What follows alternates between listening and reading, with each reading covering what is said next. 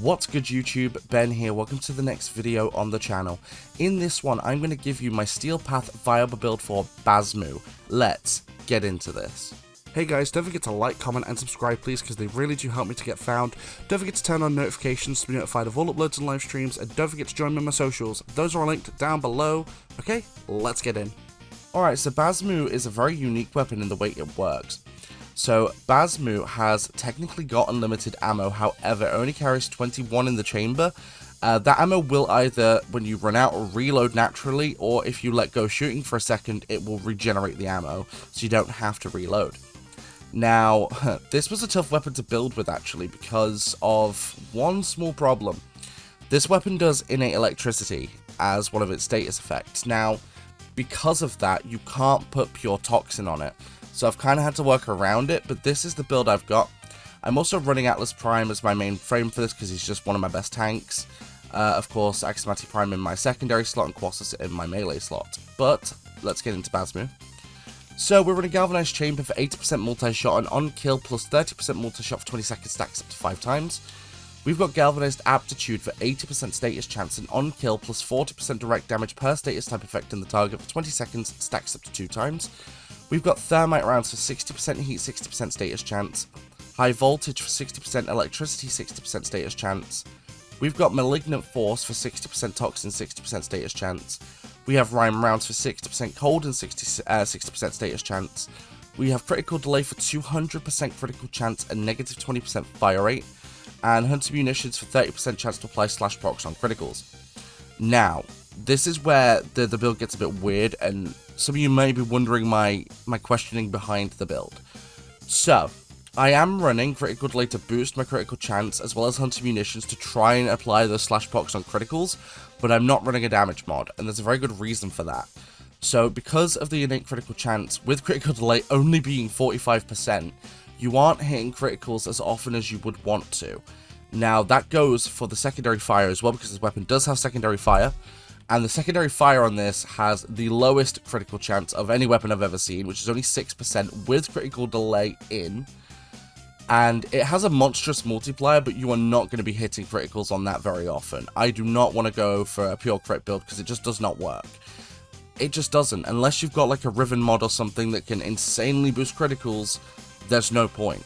So, what I've done is, I've gone for these two in the hopes of sometimes hitting those Hunter Munitions procs.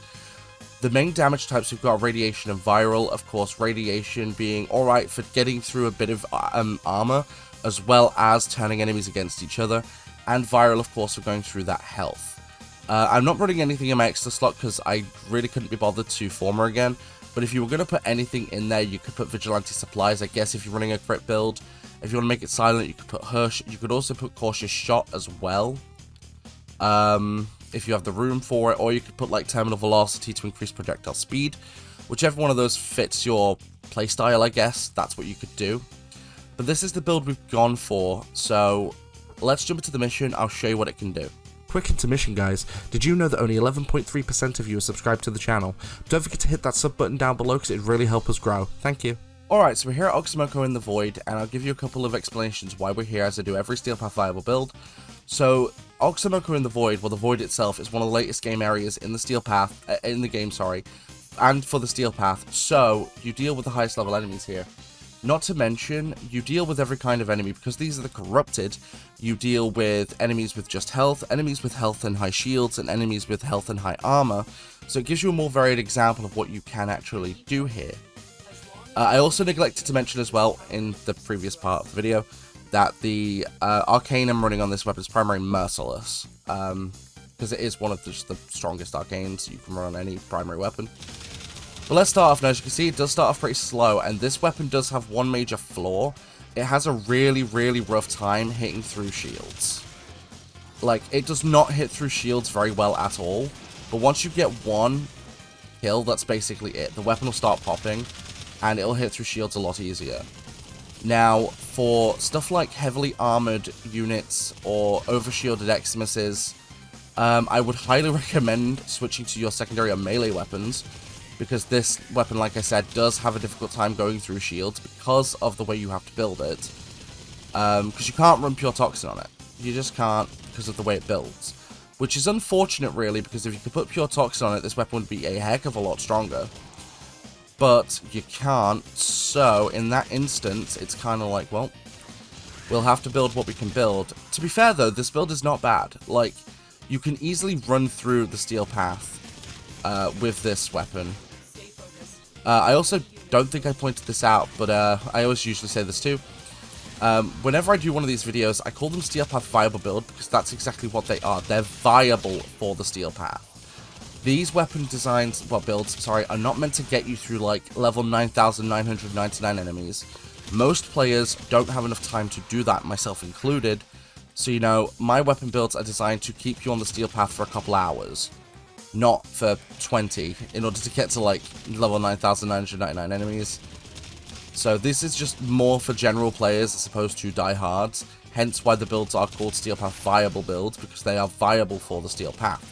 That does not necessarily make them the ultimate builds, the best builds, whatever you want to call them. Like, unlike some people, I don't clickbait my videos like that, because, again, they are what they are, they're viable. You can use them on the Steel Path. Doesn't necessarily make them the best. But I digress. So when we come to the Acolyte, what I'm going to do is I'm going to rinse its shields with my melee and then take its health out with Basmu, because Basmu is great for taking out, like, health and all that kind of jazz, but when it comes to shields, it's not really that good. I mean, it works, and you definitely can do it, but I don't recommend it. If you've got a way to take out shields faster on any other weapon, I would highly recommend doing so. I mean, which is fine, because most players use the 3-cycle, what I call 3-cycle weapons, you know, a melee, a secondary, and a primary. I do it as well. I will constantly, when I'm just casually playing, switch between them. Unless, of course, I'm on, like, Hydron leveling up, in which case I only take the one weapon I'm leveling, because it's faster, but...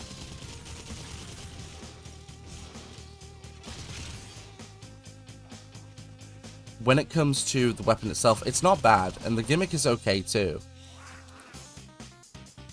It's just remembering to take your finger off of the trigger when you want to quickly get the ammo back without it reloading, because, I mean, it's preferable. Right, so this instance I'm going to use Colossus because... oh, what the... I warped to it. Interesting. There we go. So yeah, as you can see, Basmu did not rip through that guy very easily, which I'm not surprised at, because... when you run something like Radiation Viral, it's not great against shields. Not really. But going for a status build on this, and I guess partial critical, although we're not really going for crits at all, because the only reason our critical chance is anything is because of wanting to hit onto munitions. Which, if you can get your munitions procs, that's great, because you just bloom there, because why not? Like, it's one of those things where, like, you could, I guess, technically build it both ways, having, like, mostly status and then having, like, critical damage on as well. But I did try that. You just don't proc criticals enough to warrant it. That's the problem. Whereas with running, like, Galvanized Aptitude to go for status damage works just as fine, because statuses are some of the most powerful damage types in the game. The thing with criticals, they are strong, however, unless you can consistently hit them high, it's not worth it as much. Because let's say, for example, you have a weapon that hits, like, nothing but red crits, which I have some weapons that can do it, you know, then it's completely worth it, because you're constantly hitting those crits. But say if you're only getting yellow crits, I mean, sure, don't get me wrong, it's still high damage, but at the same time, it's not as good as you think it is.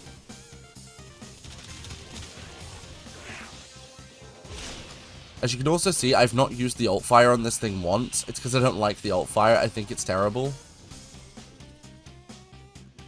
Like, don't get me wrong, if you can hit, like, damage off that thing, great. But see, we can rip through its shields, okay. But I could take its shields out in one shot if I wanted to, with Colossus. And then, of course, we can easily rip through its health. Like, its health goes down pretty darn fast.